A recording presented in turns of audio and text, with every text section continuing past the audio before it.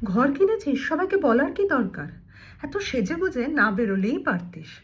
বাচ্চাকে নিয়ে যখন বেরোচ্ছিস, অথচ একটা টিকা দেওয়ার প্রয়োজন বোধ করলি না। ভালো মার্কস পেয়েছিস, সবাইকে না বললেই কি নয়? নজর লাগবে তো। এই কথাগুলোর সাথে আমরা কম বেশি সবাই কিন্তু পরিচিত। এই বিজ্ঞানের যুগে আমরা যখন সর্বশক্তিমানের উপর অগাধ বিশ্বাস রাখি, তখন কি করে আমরা নিজেদেরকে অন্ধবিশ্বাস নামক রাহুর দ্বারা গ্রাস হতে দিই? ইন্টারনেটের দৌলতে আমরা সবাই কম বেশি শারীরিক রসায়নের সম্বন্ধে জানি। যখন আমরা কোনো বিষয় নিয়ে খুব বেশি চিন্তা করি, খুব গভীরভাবে ভাবি, যখন ভাবি আমাদের কাঙ্ক্ষিত জিনিসটা আমাদের কাছ থেকে চলে গেলে কি হবে, তখন আমরা ভয় পাই। ভয়ের গভীরতা অনুযায়ী শরীরের মধ্যে স্ট্রেসের সৃষ্টি হয়। আর এই স্ট্রেসটাকে কন্ট্রোল করার জন্য শরীর কর্টিসল নামক একটা হরমোন জেনারেট করে। যত বেশি চিন্তা, তত বেশি ভয়, তত বেশি কর্টিসল হরমোন রিলিজ হয়। আর ফলে আমাদের ইমিউনিটি ক্ষমতা কমতে থাকে, আর আমরা রোগগ্রস্ত হই।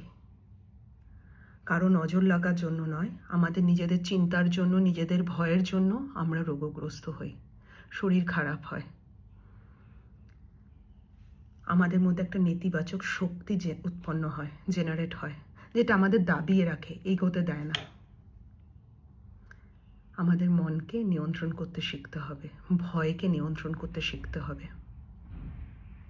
এর পরিবর্তে যদি আমাদের ভালো নম্বর পাওয়াটা আমরা কয়েকজনের সাথে শেয়ার করতে পারতাম, আমরা প্রশংসা পেতাম, তার ফলে আমরা খুশি হতাম, আনন্দ পেতাম,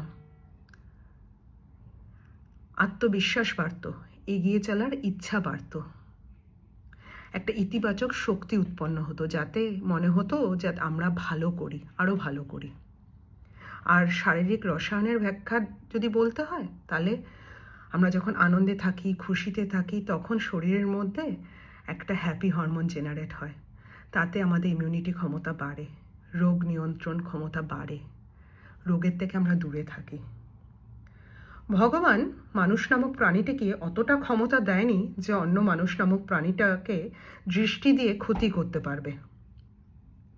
যেটা আমাদের হাতে আছে সেটা হচ্ছে কারোর সাথে ভালো ব্যবহার করা, কারোর জন্য ভালো চাওয়া, কারোর জন্য ভালো কাজ করা। তাতে অন্যজনের ভালো হোক না হোক, এটা কিন্তু গ্যারেন্টেড যে আমাদের ভালো হবে, আমরা ভালো থাকবো, শান্তিতে থাকবো, খুশি থাকবো। সবাই খুশি থেকো।